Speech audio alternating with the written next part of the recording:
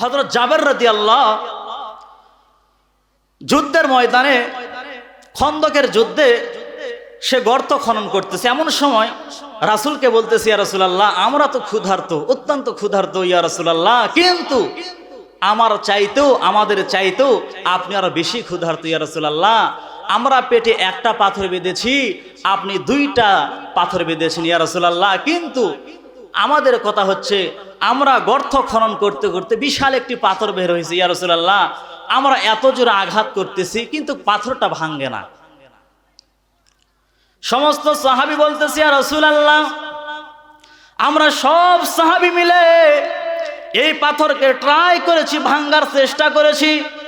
ওগো আল্লাহর নবী, এই পাথর আমরা ভাঙতে পারতেছি না।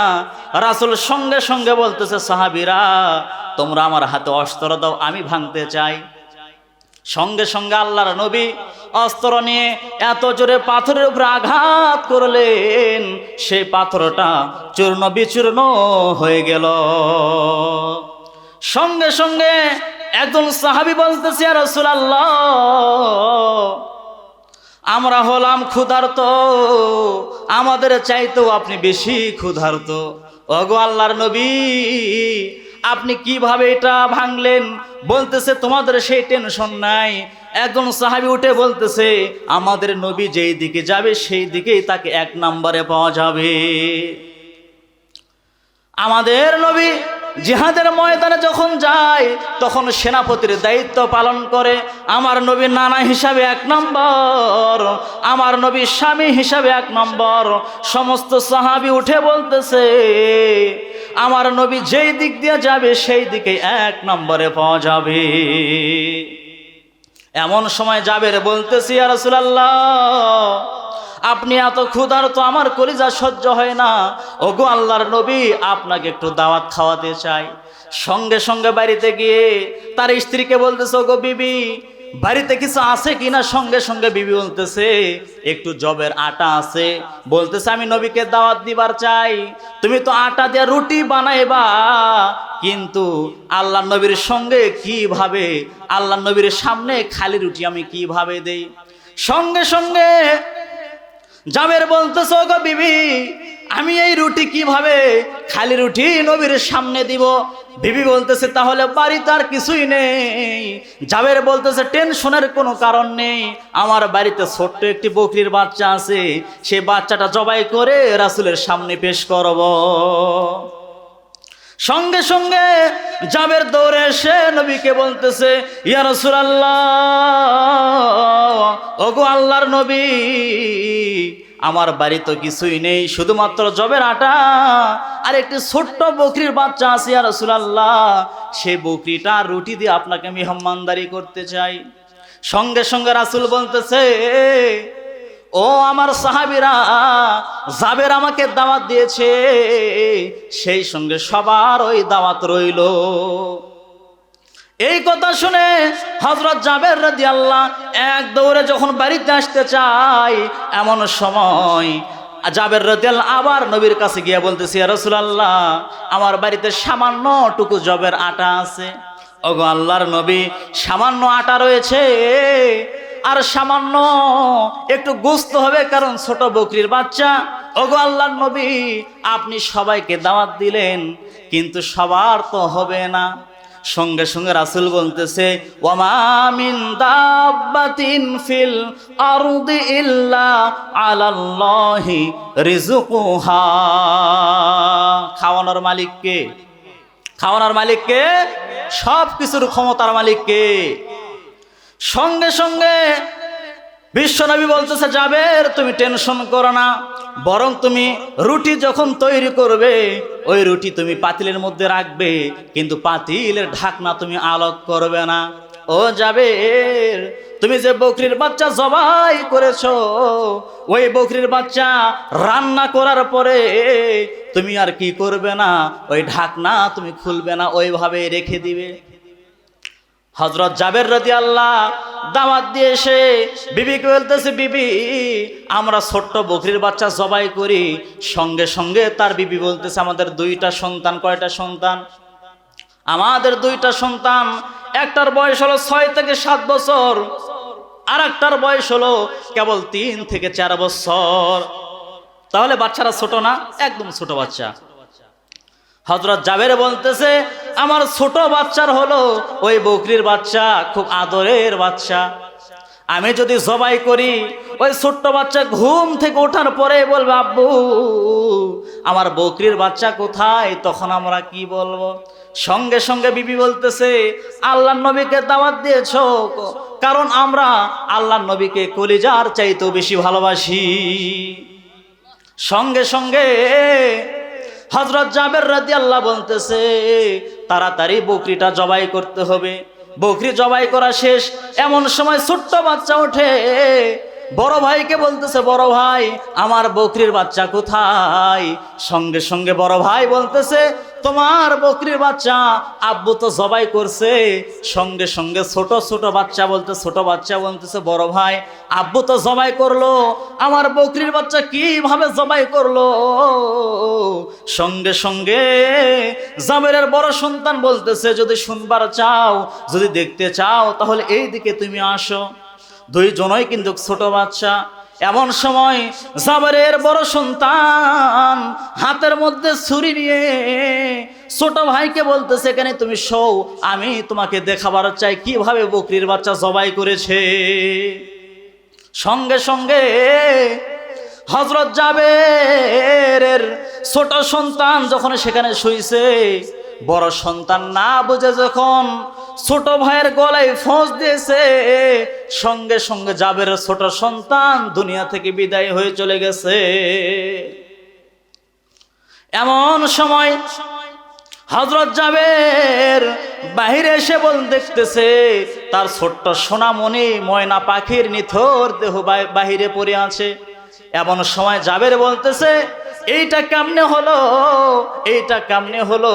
তার সোনার টুকরার সন্তানের লাশটা বুকের মধ্যে নিয়ে বিবিকে বলতেছে বিবি এমন একটি ঘটনা ঘটেছে, আমার কলিজা সহ্য পাচ্ছে না, তারপরও সহ্য করতে হবে, কারণ আল্লাহর নবীকে আমি দাওয়াত দিয়েছি, জীবনের প্রথম আল্লাহর নবী আমার বাড়িতে আসবে। সঙ্গে সঙ্গে বিবি বলতেছে স্বামী এমন কি হয়েছে? বলতেছে আমাদের সন্তান তো এইভাবে মরুভূমির মধ্যে পড়ে আছে। সঙ্গে সঙ্গে বিবি কান্না করতেছে।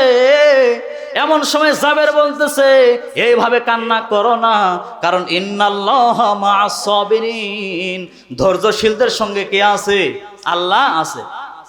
সঙ্গে সঙ্গে জাবের বলতেছে এইভাবে কান্না করার কোনো দরকার নাই, তুমি বরং চুপ থাকো, নবী যদি এসে দেখে তুমি কান্না করতেছো আল্লাহ নবী অনেক কষ্ট পাবে যে জাবের এইরকম ভাবে ঘটনা ঘটেছে, তারপরও তুমি আমার দাওয়াত দিছো কেন? সঙ্গে সঙ্গে জাবের বলতেছে বিবি বাড়ির পাশে বাড়ির ওই পারে উঠান আছে, তুমি এক কাজ করো কম্বল দিয়ে ঢেকে এই সন্তানকে তুমি থুয়ে আসো। তাহলে দেখেন আল্লাহ নবীর ভিতরে আল্লাহ নবীর প্রেম জাবেরের কলিজার মধ্যে কেমন। ছোট্ট সন্তান দুনিয়া থেকে বিদায় হয়ে চলে গেছে, তারপরেও রাসূলকে দাওয়াত দিয়েছে, বলতেছে আল্লাহ নবী জানে কিছুই জানে না, বরং তুমি ওই লাশটাকে চাদর দিয়ে বাড়ির পিছনে রাখো। আপনারা বলেন তো জাবের কি তার সন্তানকে চাদর দিয়ে ঢাকতেছে নাকি তার কলিজার মধ্যে চাপা দিচ্ছে? তার কলিজার মধ্যে কিন্তু চাপা দিচ্ছে। জোরে বলেন কথা ঠিক কিনা? কিন্তু তার আশা আল্লাহ নবী জীবনে আমার বাড়িতে আসেনি, নবী আমার বাড়িতে আসবে এইটা প্রকাশ করা যাবে না। সঙ্গে সঙ্গে জাবের ভাবতেছে আমার ছোট্ট সন্তান সোনামণি দুনিয়া থেকে বিদায় হয়ে চলে গেল, আমার বড় সন্তান কোন জায়গায় গেল? এমন সময় ডাকতেছে আর বলতেছে আব্দুল্লাহ, ও বাবা তুমি কোথায়? বাবা আব্দুল্লাহ তুমি আসো। সঙ্গে সঙ্গে আব্দুল্লাহ ভাবতেছে আমার ছোট ভাইকে তো আমি মেরে ফেলেছি, এইটা যদি আমার বাবা জানতে পারে আমার বাবা আমাকেও দুনিয়াতে বেঁচে রাখবে না। সঙ্গে সঙ্গে জাবের যখন মদিনার মরুভূমিতে ঘুরতেছে, এমন সময় ওই জাবেরের বড় সন্তান লম্বা একটু খেজুর গাছ পেয়েছে, ওই খেজুর গাছের উপরে মাথায় চড়ে গেছে। এমন সময় জাবের ডাকতেছে, তার সন্তান কথা শোনে না। জাবের ডাকতেছে, তার সন্তান কথা শুনতেছে, কিন্তু গাছ থেকে নামতেছে না। জানে যদি নামি তাহলে আমার বাবা তার মতন আমাকেও মেরে ফেলবে, আমাকে আমার বাবা ছাড়বে না। সঙ্গে সঙ্গে জাবের যে মাত্র মুখ ঘুরাইছে, এমন সময় জাবেরের বড় সন্তান ভাবতেছে, আমি যদি এইভাবে গাছের উপর থাকি, যদি আমার বাবা আসে আর গাছের উপরে যদি আমাকে দেখতে পায়, তাহলে আমার বাবা আমাকে বেঁচে রাখবে না। সঙ্গে সঙ্গে ওই ছোট্ট সন্তান জাবেরের বড় ভাই, জাবেরের বড় সন্তান গাছ থেকে যখন নামতে চায়, সে গাছ থেকে হঠাৎ যখন পড়ে যায়, সেও পড়ে গেছে। এমন সময় জাবের দৌড়ে এসে দেখতেছে তার বড় সন্তান সেখানে পড়ে আছে, ডাকতেছে, আব্দুল্লাহ, আব্দুল্লাহ, ও আব্দুল্লাহ, তুমি কোথা গো বাবা? কোলের মধ্যে নিয়ে দেখতেছে আব্দুল্লাহ ও দুনিয়া থেকে বিদায় হয়ে চলে গেছে। সঙ্গে সঙ্গে আল্লাহর নবী এমন সময় রওনা দিবে। এই সময় জাবের আল্লাহর নবীকে দেখতে পাচ্ছে আসতেছে, ওই বড় সন্তানকে নিয়ে এক দৌড়ে বিবির কাছে গিয়ে বলতেছে, বিবি, তুমি যেন মন খারাপ করো না, আমি আগেই বলতেছি তুমি যেন মন খারাপ করো না, আল্লাহ হয়তোবা আমাদেরকে বড় ধরনের পরীক্ষা করতেছে। ও বিবি, আমাদের ছোট্ট সন্তান সোনামণি দুনিয়া থেকে বিদায় হয়ে চলে গেছে। ও বিবি, আর এই যে বড় সন্তান নিয়ে এসেছি, সেও দুনিয়া থেকে বিদায় হয়ে চলে গেছে।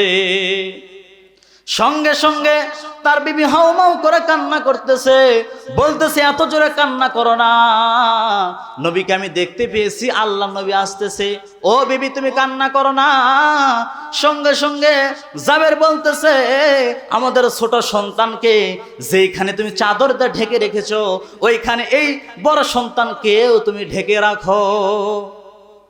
সঙ্গে সঙ্গে জাবের রাদিয়াল্লাহু বাইরে এসে দেখতেছে আল্লাহর নবী একেবারে নিকটে চলে এসেছে। বলতেছে, ওগো আল্লাহর নবী, আহলান সাহালান, আসেন, আপনি আসেন, আপনার জন্যে আমরা অপেক্ষা করতেছি। যেই মাত্র আল্লাহর নবী আসছে, আসার পরে সমস্ত সাহাবীদেরকে, ঘরের মধ্যে তো জায়গা হয় না, আমাদের মতন কি সেই সময় বিল্ডিং ছিল নাকি? ওই সময় ওই রকম ঘরে আল্লাহ নবীকে বসতে দিয়েছে। কিছু সাহাবী ঘরের মধ্যে নবী সহ বসেছে, আর সমস্ত সাহাবী বাহিরে বসে আছে। এমন সময় আল্লাহ নবী বলতেছে, জাবের, আমি যে তোমাকে ওই যে বলেছিলাম রুটি তৈরি করবা, তবে ঢাকনা তুমি আলোক করবা না, আমি তোমাকে বলেছিলাম খাসির গোশত রান্না করবা, তবে তুমি ঢাকনা আলোক করবা না। সঙ্গে সঙ্গে জাবের বলতেছি, ইয়া রাসূলুল্লাহ, আপনার কথা মতন আমি রেখেছি, আমি ঢাকনা আলোক করি নাই, ওইভাবে আমি রেখে দিয়েছি। সঙ্গে সঙ্গে আল্লাহর নবী ওই ঢাকনা আলোক করে একটু তার লালা ওই রুটির মধ্যে দিল, গোশতের মধ্যে একটু নবীর থুতু মুবারক দিয়ে দিল। আল্লাহ নবী বলতেছে, জাবের, ওইটা না দেখে এক সাইড থেকে তুমি পরিবেশন শুরু করে দাও। আল্লাহ নবী যখন ঘরের মধ্যে বসলো, জাবের সবাইকে পরিবেশন করতেছে। এমন সময় জিবরাইল এসে বলতেছে, ওগো আল্লাহ নবী, আপনি জাবেরকে বলেন, জাবেরের দুইটা সন্তান রয়েছে, ওই দুইটা সন্তানকে নিয়ে আপনি একসঙ্গে খাবার খাবেন। সঙ্গে সঙ্গে আল্লাহর নবী বলতেছে, জাবের, তোমার দুইটা সন্তান রয়েছে, আমি জানতাম না, কেবলমাত্র আমি জানতে পারলাম তোমার নাকি দুইটা সন্তান রয়েছে। ও জাবের, তোমার দুইটা সন্তানকে ডাক দাও। এমন সময় জাবের বলতেছে, ইয়া রাসূলুল্লাহ, আমার সন্তানগুলো খেলাধুলা করতেছে, আপনি খাবার খাচ্ছেন, আপনি খাবার শুরু করেন, আপনি তাদেরকে ডাকার দরকার নাই। ওগো আল্লাহর নবী, তারা এখানে আসলে আপনাকে ডিস্টার্ব করবে। সঙ্গে সঙ্গে রাসূল বলতেছে, ছোট বাচ্চাদের আমি অত্যন্ত ভালোবাসি। ও জাবের, তোমার দুইটা সন্তানকে আমার কাছে নিয়ে আসো, কারণ আমি ছোট বাচ্চাদেরকে পছন্দ করি, আমি ছোট বাচ্চাদেরকে ভালোবাসি। জিবরাইল বলতেছে, ইয়া রাসূলুল্লাহ, এইভাবে হবে না, আপনি জাবেরকে দরকার হয় ধমক দেন। কি দেন? ওগো আল্লাহর নবী, আপনি জাবেরকে ধমক দেন, আপনি ধমক দিয়ে বলেন, তোমার দুইটা সন্তান কোথায়? সঙ্গে সঙ্গে রাসূল বলতেছে, এই জাবের, সত্যি করে বলো, তোমার দুইটা সন্তান কোথায়? জাবের আবার বলতেছে ইয়া রাসূলুল্লাহ, আমার দুইটা সন্তান অত্যন্ত দুষ্ট, এই জন্য আমি তাদেরকে সাই বুদ্ধিতে অন্য জায়গায় পাঠায়া দিছি। ওগো আল্লাহর নবী, আপনার কাছে যদি থাকে আপনাকে ডিস্টার্ব করবে, আপনার কষ্ট হবে। রাসূল বলতেছে জাবের, সত্যি করে বলো তোমার দুইটা সন্তান কোথায়? সঙ্গে সঙ্গে আল্লাহর নবী বলতেছে জাবের, ঘরের পিছন থেকে কে কান্না করতেছে, কার কান্নার আওয়াজ শোনা যায়। সঙ্গে সঙ্গে জাবের বলতেছে ইয়া রাসূলুল্লাহ, আপনি যেহেতু ছাড়বেন না, আপনাকে আল্লাহ তাআলা ওহীর মাধ্যমে জানাইছে, আমরা বুঝতে পেরেছি। ওগো আল্লাহর নবী, আপনার কাছে আর আমি গোপন করব না। ওগো আল্লাহর নবী, আমার দুইটা সন্তান এইভাবে দুনিয়া থেকে বিদায় হয়ে চলে গেছে। ওগো আল্লাহর নবী, আপনি আসেন। সঙ্গে সঙ্গে নবীকে সঙ্গে নিয়ে হযরত জাবের ঘরের পিছনে যাওয়ার পরে দেখতেছে তার দুইটা সোনামণি, সোনার টুকরা সন্তানের লাশ চাদর দিয়ে ঢেকে রাখছে। এমন সময় নবী বলতেছে চাদরটা টান দাও। যেই মাত্র চাদর টান দিয়েছে, নবী বলতেছে জাবের, তুমি বাবা ঠিকই আছে, কিন্তু এত নিষ্ঠুর বাবা আমি কোনোদিন দেখি নাই। সঙ্গে সঙ্গে জাবের বলতেছে ইয়া রাসূলুল্লাহ, আপনি আমার বাড়িতে আসবেন। আপনি যদি এই দুঃখের কথা শোনেন, তাহলে অনেক কষ্ট পাবেন, এগুলা দাওয়াত ছিন্ন ভিন্ন হয়ে যাবে। ওগো আল্লাহর নবী, আপনাকে আমি এতই ভালোবাসি, দুইটা সন্তান যদি মরে চলেও যায় তাহলে আমার কোনো আপত্তি নাই, কিন্তু আপনাকে আমি মেহমানদারি করাতে চাই। তাহলে দেখেন হযরত জাবের রাদিয়াল্লাহু বিশ্ব নবীকে কেমন ভালোবাসে। তার দুইটা সন্তান দুনিয়া থেকে বিদায় হয়ে চলে যাচ্ছে, তারপরেও হযরত জাবের বলতেছে ইয়া রাসূলুল্লাহ, আমার দুইটা সন্তান চলে যায় যাক, আমার কোনো আপত্তি নাই, কিন্তু আপনি আমার বাড়িতে আসবেন আর দুঃখের কথা শুনবেন। যখন আপনি শুনবেন আপনি কষ্ট পাবেন, তখন আর মেহমানদারি ঠিক মতন হবে না ইয়া রাসূলুল্লাহ, এই জন্য আপনাকে এগুলা বলি নাই। সঙ্গে সঙ্গে বিশ্বনবী বলতেছে জাবের, তোমাকে কে বলেছে তোমার দুইটা সন্তান দুনিয়া থেকে বিদায় হয়ে চলে গেছে? বলতেছি ইয়া রাসূলুল্লাহ, আমি দেখতেছি আমার একটা সন্তানকে জবাই করা হয়েছে, আর একটা সন্তান খেজুর গাছ থেকে পড়ে দুনিয়া থেকে বিদায় হয়ে চলে গেছে। আল্লাহ নবী বলতেছে জাবের, তোমার দুই সন্তানের গা থেকে চাদর টান দাও। যে মাত্র টান দিয়েছে, নবী আমার বড় সন্তানের গায়ের উপরে, বুকের উপরে ডান হাত, আর ছোট্ট সন্তানের উপরে বাম হাত দিয়ে বলতেছে, এ জাবেরের সন্তান, তোমরা দুনিয়া থেকে বিদায় হওনি, আল্লাহর হুকুমে তোমরা জীবিত হয়ে যাও, কারণ আল্লাহ হুকুম দিয়েছে তোমরা দুইজন আমার সঙ্গে নাস্তা করবে, খাবার খাবে। এ জাবেরের সন্তান, তোমরা দুইজন ওঠো, আল্লাহর হুকুম, তোমরা দুইজন ওঠো, তোমরা দুইজন উঠে আমার সঙ্গে খাবার খাবে। সঙ্গে সঙ্গে ওই জাবের দুইটা সন্তান উঠে, এক ভাই নবীর ডান গালে চুমা দেয়, আর এক ভাই নবীর বাম গালে চুমা দেয়।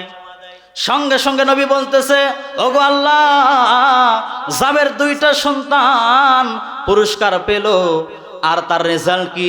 সঙ্গে সঙ্গে আল্লাহ বলতেছে, হাবিব আপনি জানায়া দেন, সবাইকে জানায়া দেন, আমাকে ভালোবেসে আমাকে যারা মহব্বত করবে, যতই তারা বিপদের মধ্যে থাকুক, যতই তাদের উপরে জেল জুলুম হোক না কেন, যতই তাদেরকে অত্যাচার করা হোক না কেন, যতই তাদেরকে মারুক না কেন, আমি আল্লাহ বলে দিলাম, তারা মরার সঙ্গে সঙ্গে তাদেরকে আমি আল্লাহ তাআলা 8টা জান্নাতের দরজা খুলে দিব।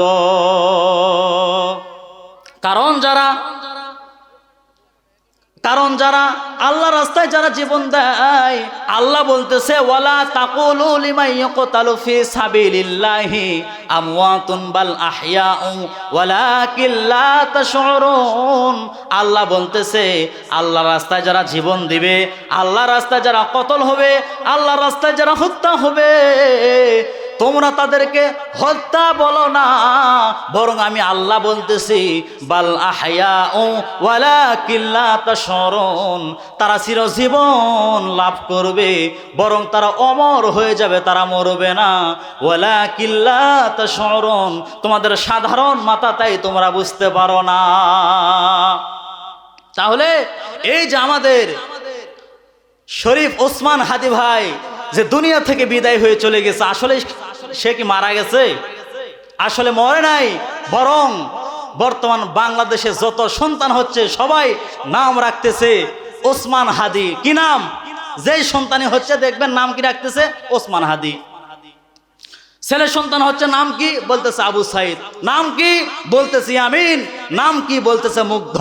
বরং তারা মরে নাই, আল্লাহ বলতেছে তারা চিরজীবন লাভ করে। জোরে বলেন কথা ঠিক কিনা? তাহলে আল্লাহর রাস্তায় যারা জীবন দেবে তারা কখনোই হত্যা হবে না, এটা হত্যা নয়। আল্লাহর রাস্তায় যারা জীবন দিল তারা জান্নাতের মধ্যে গেল। জোরে বলেন সুবহানাল্লাহ। তাহলে আমি যেটা বলতেছি, ইয়া আইয়ুহাল্লাযীনা আমানুত্তাকুল্লাহ হাক্কা তুকাতিহি ওয়ালা তামুতুন্না ইল্লা ওয়া আনতুম মুসলিমুন।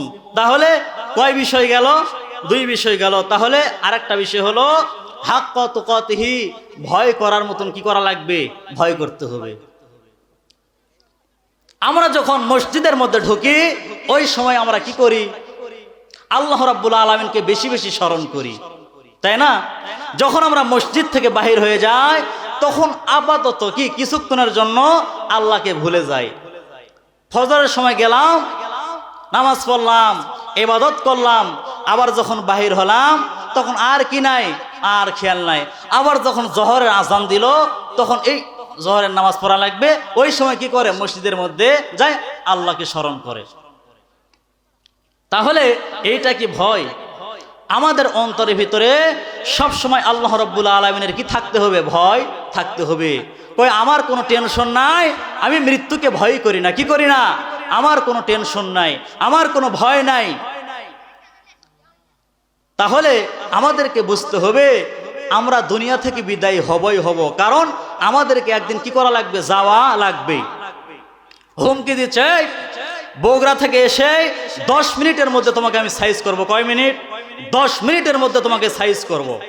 এই হুমকি দিয়ে কেবল রাস্তায় উঠতেছে তেমাতা তিন মাথা, এই দিক থেকে উঠতেছে, দুই দিক থেকে ভুটভুটে এসে এমন ভাবে মারছে একেবারে কি 6 ভাঙ্গা।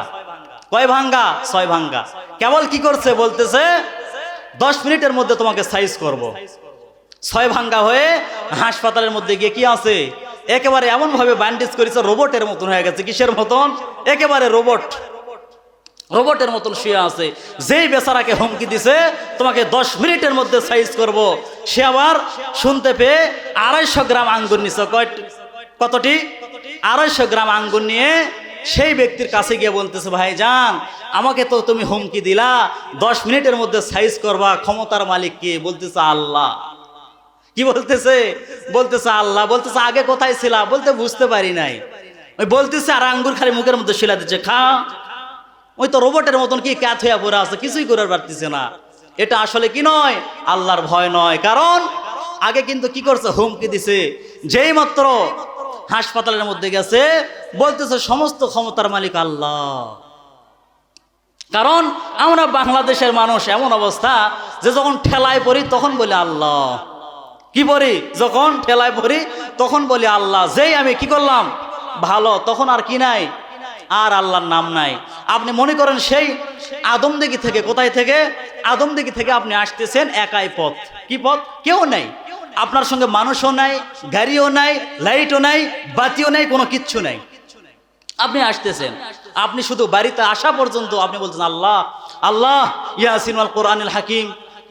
হ্যাঁ, বিভিন্ন দোয়া আপনি পড়তেছেন, দোয়া সূরা ফাতিহা, বিভিন্ন দোয়া পড়তেছেন আল্লাহ আল্লাহ। কেউ নাই আল্লাহ। হঠাৎ যদি শব্দ কি হলো রে, লাভ দিয়ে আপনি উঠতেছেন, আবার মনে হচ্ছে কি হয়ে যাচ্ছে, এমন অবস্থা। তাহলে দেখেন ওই লোকটা কি করতেছে? আসতেছে আর বলতেছে আল্লাহ আল্লাহ। যেই মাত্র বাড়িতে ঢুকছে, ঢোকার পরে বলতেছে আহারে বাঁচলাম বিবিরে, একটুর জন্য বাঁচলাম। তখন কি? তখন বাড়িতে ঢোকার পরে কিন্তু কি বলতেছে না আর আল্লাহ বলতেছে না। ওই সময় কি? আল্লাহ শেষ। বাড়িতে ঢুকলো, সঙ্গে সঙ্গে বলতেছে আল্লাহ আমাকে কি করলো, বাঁচালো, এই কথা বলতেছে না, এই কথা বলতেছে না, বলতেছে বিবি আমি বাঁচলাম রে, সঙ্গে সঙ্গে সে খালাস। তাহলে এইটা ভয় নয়, হাক্ক তুকাতিহি, যথাযথ ভয় করতে হবে, সব সময় আল্লাহ রাব্বুল আলামিনকে ভয় করতে হবে। যেই কথা আমি বললাম, যদি কোনো ভুল ভ্রান্তি হয়ে থাকে আল্লাহর হস্তে আমাকে মাফ করে দিবেন। যে কথাগুলো বললাম আল্লাহ রাব্বুল আলামিন আমাকে আপনাকে সবাইকে আমল করার তৌফিক দান করুন। ওয়া আখির দাওয়ান আনিল হামদুলিল্লাহি রাব্বিল আলামিন। আসসালামু আলাইকুম ওয়া রাহমাতুল্লাহি ওয়া বারাকাতুহু।